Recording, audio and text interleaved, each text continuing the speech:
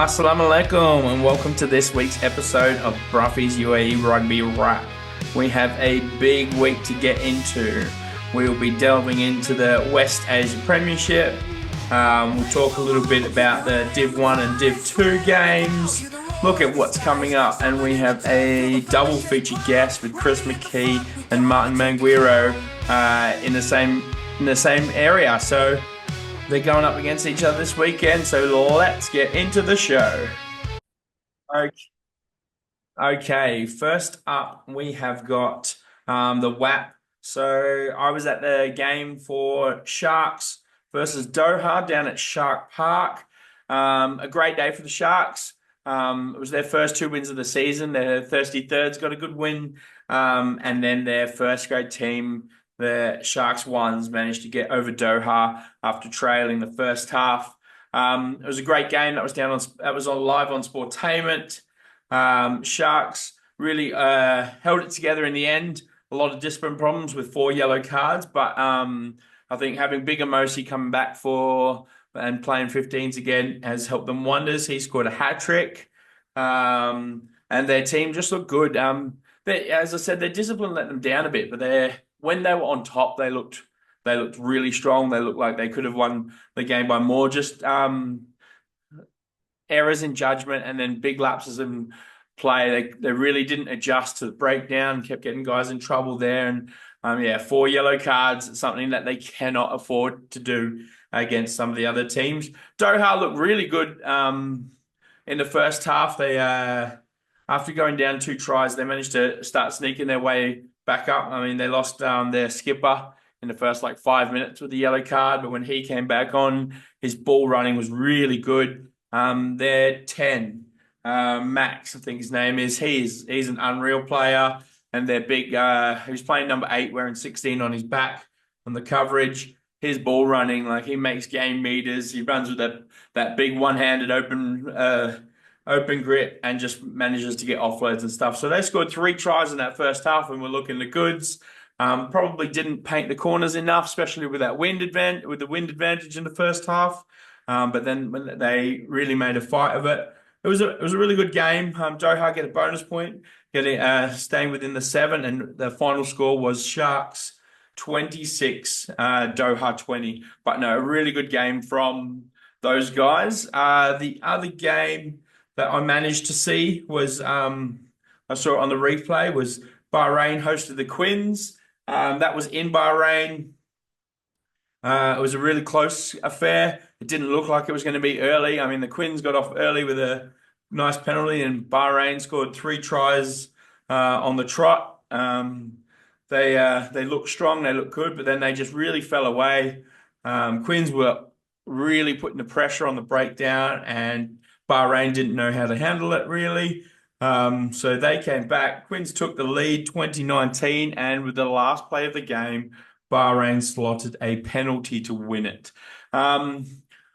It's a little bit of a concern for Bahrain. I mean, they're happy they got the win, but they definitely let off the gas and probably didn't play as well as they should have. After about the first 25, 30 minutes, they didn't really score again, except for that last penalty to win the game. Quins it's a great game for the Quins, to be honest. I think they only had 6 of their starters from the week before against Exiles playing. There was a lot of injuries, guys who couldn't travel, and they managed to get within 2 points of Bahrain, the league leaders. So headaches for Matty Thomas, the coach there, with positions, and think guys fighting for places against the Hurricanes this week. So good performance from Quins. Didn't get the job done in the end and just missed out by the bonus point loss there. And the other game of the weekend, now I have no information about it. It wasn't on the YouTube, so I didn't see it. All I know is that Exiles beat Dragons 33-27. Exiles have only had their 1 loss, which probably shouldn't have happened against Bahrain, but did.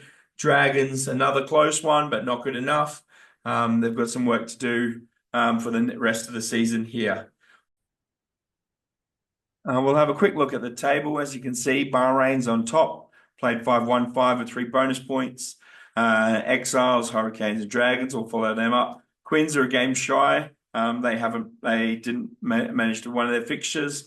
And then Sharks and Doha are down the bottom of the table. Doha are yet to get a win on the board. That's how West Asia is looking up. Okay, now we are going to head into our interview with the two boys. So enjoy. All right. Today we have a double feature guest. We are trying something new. We have UAE representative and captain of the Quins, Chris McKee, in the studio. Well, he's at home. I'm in the studio. And we have the elusive, ever-running Martin Manguiro. I hope I'm saying that somewhat correctly. From the Good. Hurricanes, and it's interesting today because they are playing each other in their next matchup. So hopefully we'll get a little banter. Welcome, boys. Cheers, Bruff. Thank you very much. All And right. you said it perfectly fine. Awesome. I know you've been referred to as Eddie Murphy a few times, and I'm just being mindful of that. It must be the mustache. It's a good mustache. At least you didn't go. You know, it's one day you'll be lucky. One day. It's all right. I get compared to Butterbean, so that's what I get. All right. So we'll start with Martin. Martin, your season so far, you guys kicked off with a bang. You were leading for a bit, and then had a couple of losses to the big boys in Bahrain and Exiles. How do you guys see your season so far? Obviously, like you said, we had a strong start to the season, guns blazing, and just how we wanted to go into the beginning of the season. And I think obviously now coming up to the tougher teams, the bigger guys who we are now wanting to now overcome setback, but we've been down this road before where, the bigger teams have been there in our faces, showing us, okay, we need to step it up, and then we just end up coming out better at the other side when we burst them again. So not really anything we worrying about at the moment. We just, we just build from here. Yeah, and then Chris, a little bit similar. I mean, Quins don't have the wins under the board yet. We've only got the one win so far in the draw against the Dragons. A game Quins probably should have won against the Dragons. Exiles was another loss that at times Quins were absolutely dominant in. On the weekend, they played Bahrain, just losing in the last minute. Some frustrations there, but some really good signs. Yeah, obviously we're only 4 games in. I think everyone else is on at least a 5 now. But it's been Dragons game, definitely a tough one. We always play them first, and it's always a challenge. They come out strong.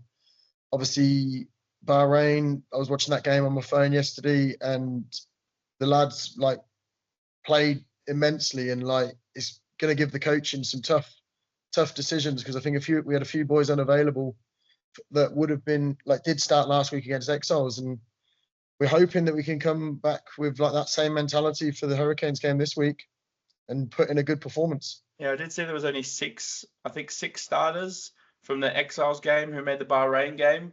And so that would be really good competition for spots and stuff like that.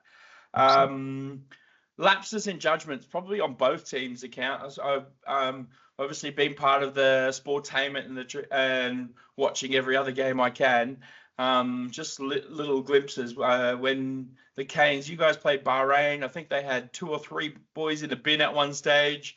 I think you were screaming for the ball like a lunatic because you had a huge overlap and someone chipped and chased. Just little moments of lapses in judgment have been really costly for both teams, I think, at times. How do we fix those in our clubs? Go on, Martin, after you. Well, I think at the end of the day, we just have to follow the structure that we go into it, because there is a game plan, and there's certain structures that we just need to follow. And even when we buckle under pressure, you shouldn't go into doing other, unnecessary things. And I think that's where we ended up going wrong. We ended up doing unnecessary things where it ended up costing us, and hence why the scoreboard showed what we ended up getting. Yeah. Chris? Yeah. Similar for us, like Dragons game, there's a few decisions that we made that like kept them in the game. They played really well in that game, but then there was a bit of argy-bargy as well in the match as well, which sort of slowed things down. And we did well in the end to pull it back to a draw. We had to score in the last minute. Sharks game, we did everything on our game plan and obviously managed to put that one away quite convincingly. Then Exiles was, again, a few things just when they got away from us with the intercept try, we were then chasing the game. So then we Tried a trying few to more stick to our things. game plan, but you've got to chase it a bit more. So when we Yeah, have tried been a able few to more stick things to our game plan, it's worked well. It's just like Martin said, when the game gets away from you a little bit, so sometimes you can like falter and you end up chasing the game. But yeah, try and stick to our structure and Yeah. do what the coaches say. Now, for me, the league is almost split into, I don't know, there's a couple of teams down the bottom who are struggling a little bit. And I mean, Sharks are brand new to the comp. Doha travel really light when they travel. I was talking to them yesterday, and they have visa problems, and it costs like individual players about 300 real, I think, to travel if they are playing each. So there's a lot of hand in pocket, so that's why they travel light. But the rest of the teams on their day are capable of beating anybody. Do you guys agree with that? Yeah, 100%. I think it Yeah. showed. Sorry, I was gonna say. I think it showed last year, like Dragons winning the league.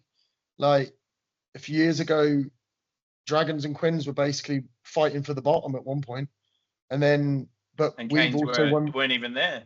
And yeah, and Canes obviously they didn't have a front row at that point, so they had to drop. They dropped out of the Prem, and then now like last year, Dragons won the league. Canes have obviously been putting in some performances. Anyone in that league can beat anyone else, and it's great to have Sharks and Doha in there as well for more games for everyone, more competition. It's just I'm hoping that those teams also keep improving as well. Like obviously Sharks pulled off their first win yesterday against Doha, so it's great for the competition, I think.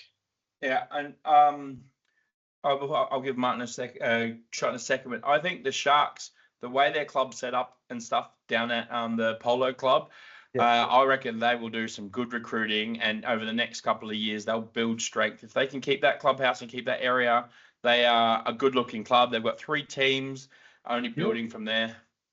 Yeah, it's nice. Exactly. That's exactly what I was going to be saying about the Sharks. You know, it's not always easy coming into like a new division and then thinking, okay, you know, everything is going to be okay. You know, from Division 1 into Prem. I mean, I'm sure Chris, you can agree. You know, when you step up into the Prem, it's like, oh, everybody's wanting that top spots, and you first have to work your way from the bottom, and then you know you have to see what it's like, taste the water first, and then from there you just start building and start making gameplays. And like you said, if they just continue growing from where they are, they will be a team, yeah, to be like on the lookout for. Yeah. The next thing I wanted to talk with you boys about is probably the UAE rugby in general. What do you reckon the best strengths of a rugby are in the UAE? We'll go with Martin first. You know, I'd say there's a process. You just got to follow the process at the end of the day, you know.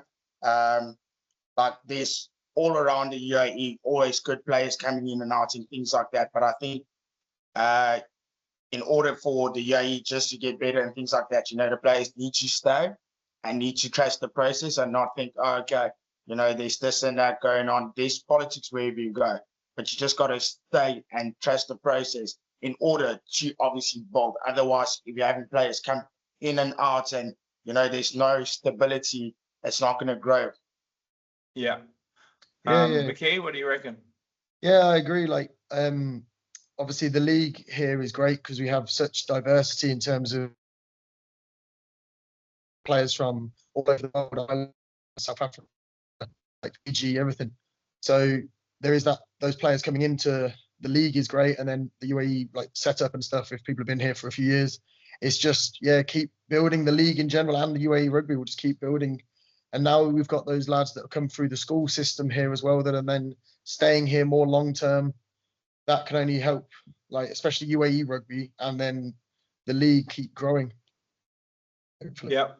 The other thing, I think the televised games, whether it's through the RCC streaming channels or Sportainment, I think getting that exposure for boys is really helping as well. It's I know there's been things like TMO's been taking too long, a couple of complaints about that, but that's brand new for our comp, our rugby, our refs and everything. But actually getting that footage and getting to see what you're doing, like I know a few boys are putting their highlights packages together and stuff as well. So that's a real strength for the UAE going forward as well. Yeah, definitely. Like it's great. Obviously, everyone wants to. Back in the day, everyone wanted any photos you can get. Someone had a decent camera. Now, like with live streaming, your family can watch it around the world. Obviously, you can, if you want to put together your highlight reel, if you got aspirations for more, that's great as well. It's just the development of the game here is quality. What do you reckon, Martin? What else do we need?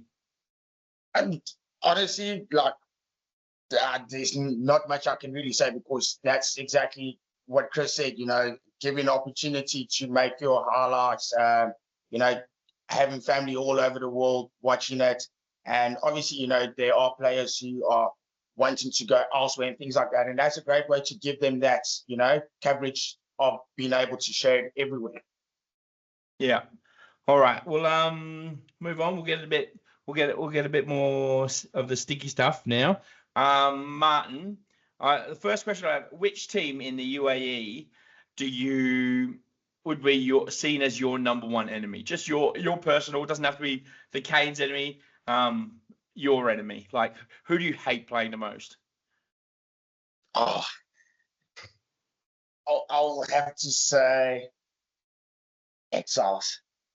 Even though it's like against Exiles, it's just whenever we play against them, it's like we off the pitch we all mates, but then on the pitch it's like why are you actually in my face kind of situation, because they just know how to get underneath the person's skin on the field. But off the pitch, nicest people ever. Like John Boats is one of chat to him whenever I see him. He's just such a great guy. But on the field, I'm just like, don't even look at me. Like, don't.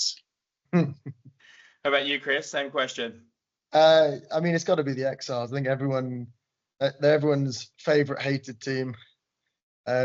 Like coming up, like we've obviously had some battles with Dragons and Canes and stuff. Exiles have always been, since I've been here anyway, they've been sort of at the top or very near the top. So everyone wants to beat them. And yeah, it's like you say, they get under your skin a little bit, and you love to have a little fight, a little battle with them. That win, when you get that win against the Exiles, it feels better, and when you lose, it hurts harder. So I suppose that's credit to the Exiles, to be fair. Yeah, and I'm sure it's got nothing to do with the fact that half the UAE team playing for them with the UAE coach being their coach. It's got nothing to do with that at all, huh? All right. No. Well, so obviously you guys are playing each other this week. Probably haven't had too much chat about it yet, because obviously training won't have happened ready for this week. The Canes, you had a weekend off, so maybe you've started thinking about things against the Quins. Have you spotted any weaknesses, anything you're going to target at the Quins? Like, Chris is going to go head first at your knees, so you know how to jump when he comes in or something? So the thing is, the Quins come always with a heavy pack, and they always try to wrap us up in the front there. So I think I'm not giving away our gameplay or anything like that. But Chrissy, I'm just saying we are going to be stopping your guys' mauls and all of that. So otherwise, further beyond that, we're just going to be sticking to structure. Just stick to our game plan, and we'll just see what the results bring to us on Saturday. Yeah, we're not professionals here. We can, you're not going to get fined by the club or the league or anything, right? Chris, what about the Canes? Martin said we've got a big pack. I think scrum's been one of their, not weaknesses, but it's definitely not a strength of theirs. And we've been putting most teams to the sword on the scrum. That must be a key lookout for you guys.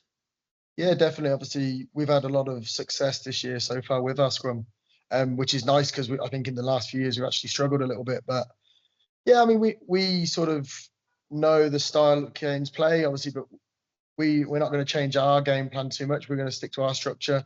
Obviously, MT and Jules, they're making that. They're obviously the lads that went to Bahrain yesterday. That'll be a tough week for the whole club because there's going to be people pushing for those positions. So I think the structure will stay the same. It's just how our personnel change from last week to this week. Yeah, that's fair enough. All right. How are you going to target Martin, Chris? Yeah.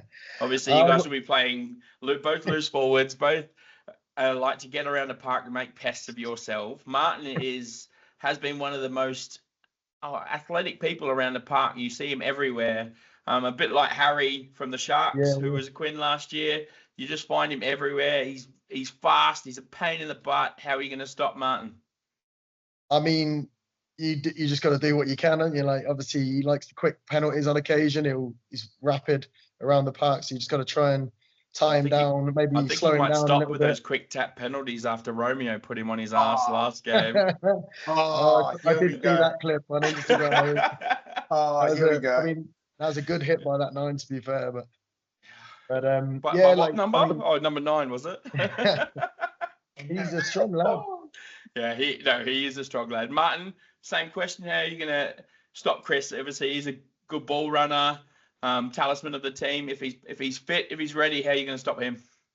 It's all about chopping him and stopping him before he gains momentum. That's the thing with Chris. Once he gains momentum, there's no stopping him. So stopping him in the tracks right in the beginning, slowing the ball down wherever, and just not giving him any opportunity to be in the racks at all, because I know how he is.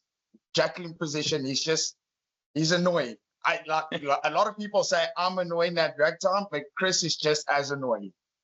And that's why I picked both of you. Yeah, I was going to say, I think we have, obviously Martin's probably a little quicker than I am, but I think the game style we play is quite similar, sort of definitely generally being a pest in the ruck situations. All right, let's get on to the real hard-hitting questions here. All right, so we're going to start with drop 1, start 1, bench 1. All right, so as you are both loose forwards, I'll start easy. We'll ease into it. I'll give you both a shot. So we'll start. Martin, you can answer this, and then Chris follow, and then we'll alternate it. So I've got 3 players for you. We've got Peter Steph DeToy, Richie McCaw, and David Pocock.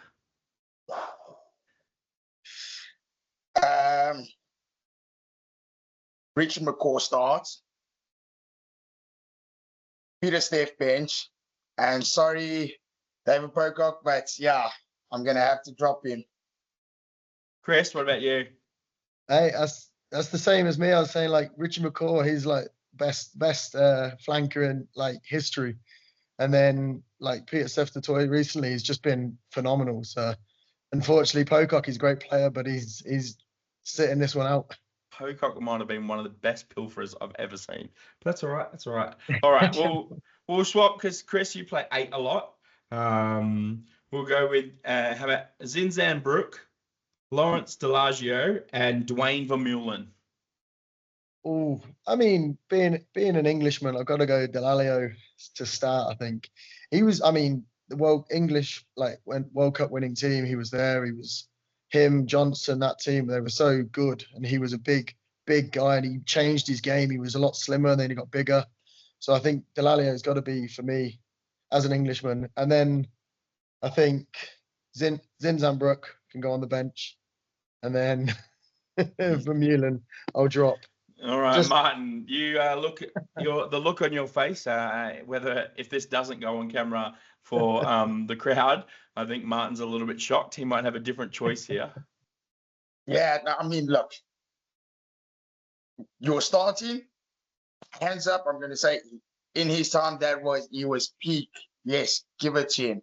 But then going from Vermeulen, he was just a bone collector, Thor, as we would call him in South Africa. Just come on there, and he's just a busy man, just making havoc. He's a bencher. He's going to come back. You're going to put him on. He's going to bring him back. What more can you ask for? Yeah. Oh, look, I don't disagree, and I think sometimes the Saffers, especially the current ones, and from the last 2 World Cups, they probably get lost a little bit because they're all so good. Whereas some of these guys are just absolute standouts for their team. It's hard to stand out in the current Springboks because they are all unreal players. And I'd say some of them get lost a little bit in that. All right, let's get some people in trouble now. Martin, we'll let you start, and actually I'll let Chris start, and I'll give you a little bit time to think about this, Martin. All right, so I think you know all these players as well, Chris. We have Toby Oakley, Dom Williams, and Aaron Dubois as in the part of the back three for the Hurricanes. So it's start one, drop one, bench one. I mean, I've obviously with some of the UAE bits, I've played with Toby quite a lot. I think he's a great player, so I'll start Toby. Aaron is rapid and for such a young lad, so he can be on the bench. Then we'll drop. And you've dropped Dom Williams, possibly one of the fastest men in the comp. Martin, same question, mate.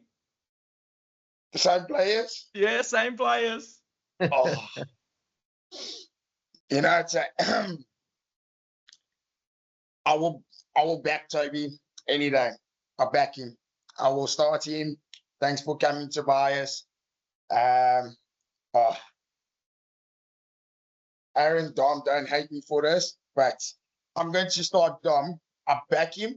Myself and Dom have this competition where we see who's the speedster of the tournament, who's able to score tries. So if we don't push each other, it's just, I feel like I'm not going to get better if I don't push him and vice versa. And then Aaron he's a great player, but you know, the cards keep coming his way as well. Sorry, Aaron, but I'm going to have there we have it. Martin has dropped Aaron Dubois, UAE representative, Hurricanes at home. Just if you are listening, he's dropped Aaron Dubois.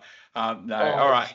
Let's turn the tables on Chris here a little bit, Martin. So I'll let you get first shot at them as the away team, and then Chris can answer. So we've got James McCarthy, or MacArthur, as he was pronounced on Bahrain's commentary all weekend.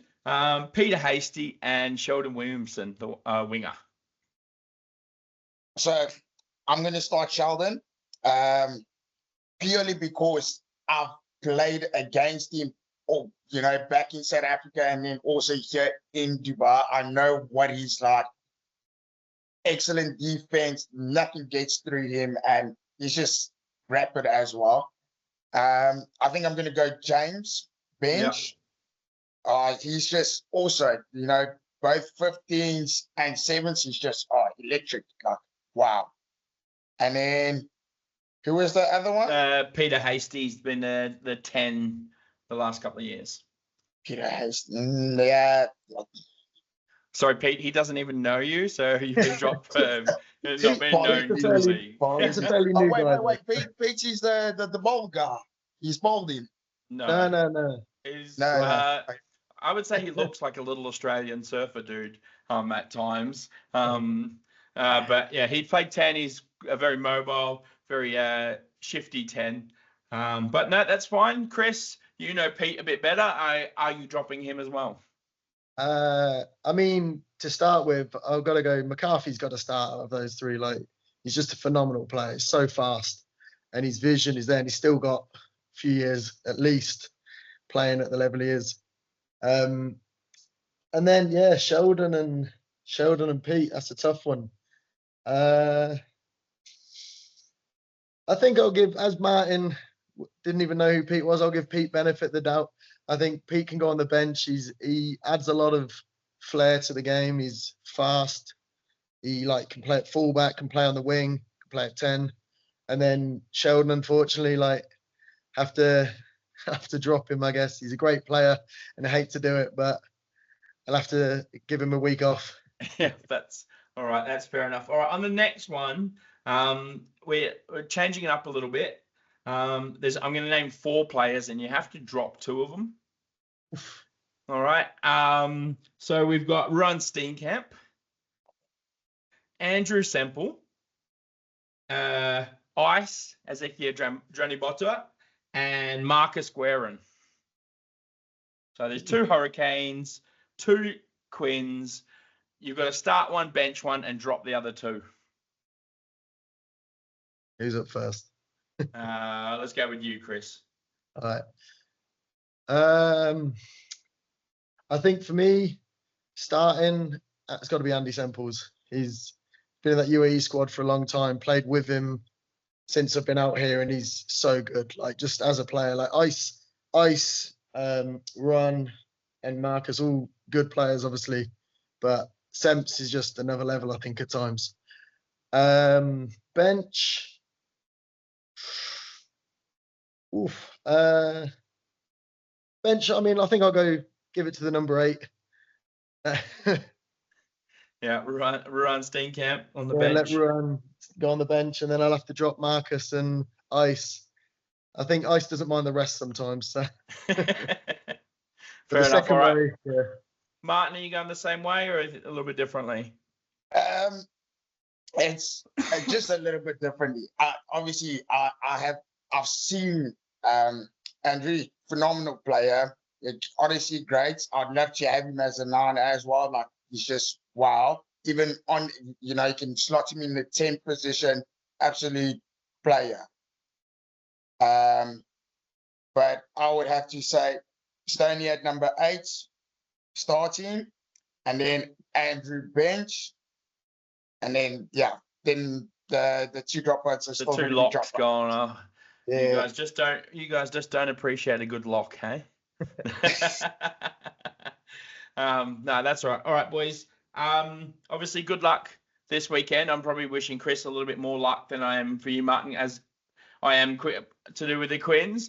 But it should be a good game up in Dubai. Thank you very much for coming on. And we'll see you next weekend. Yeah, cheers, lad. And Martin, I'll see you next week. Good luck. Good week. There we go. Thanks for having us. And Chrissy, I hope you're ready. I'll see you there, bud. Okay, let's it was great to hear from those 2 boys. Let's dive into the Div 1. All right, so Canes and Tigers happened on Friday night. It must have been a rough game. It finished 7-all, a draw. Both teams probably unhappy with a draw, but getting out of that 1 try apiece, it would have been a tough slog of a game. The other game that happened on Friday night was an absolute cracker. I managed to catch that. It was on the YouTube. Alain hosted Bahrain, and it was a topsy-turvy affair. Both teams gunning for it, but Bahrain seconds came out with 2 points, meaning Alain are no longer undefeated in that comp. Exiles 2s managed to put away the Dragons 2s. That was 31-12, and Barrel House looked really good early. Sharks looked stronger, but the Sharks hosted Barrel House. It was the Sharks 20, Barrel House 39 result. So a bit of work to do there. A few changes in the league table. As you can see there, Alain's still on top, but they've got a loss now. Exiles and Harlequins are also, and Barrel House, all sitting on 1 loss each. Dragons, Bahrain, Tigers, and Hurricanes, and then Sharks rounded out. Sharks still winless in that comp, as are the Hurricanes. Okay, we had some Div 2 games as well. We had Barrel House versus Quins. It was Barrel House 25, Quins 49, so a really big game for them. Sharks absolutely put Dragons to the sword, 69-32. It was a triathlon. You love a game with 100 points scored.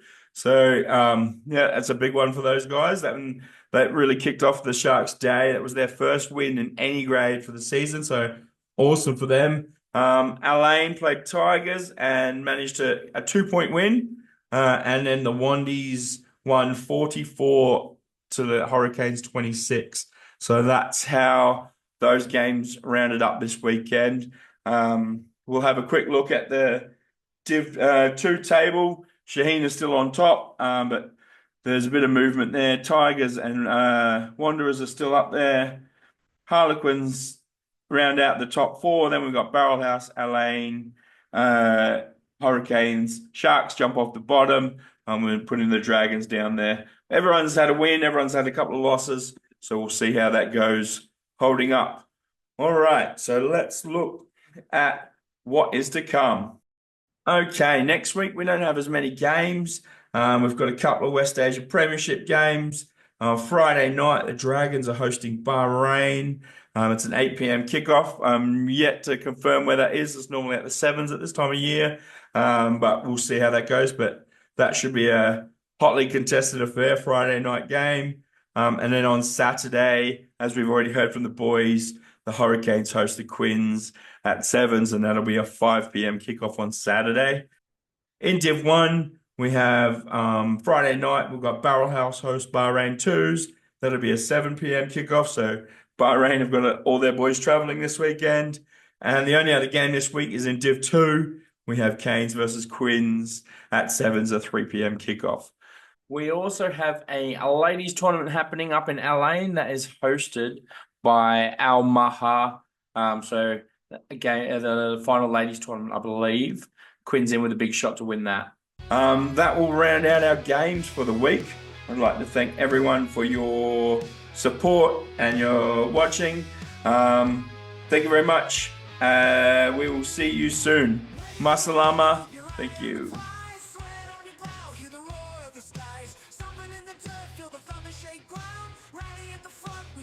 Take the crown.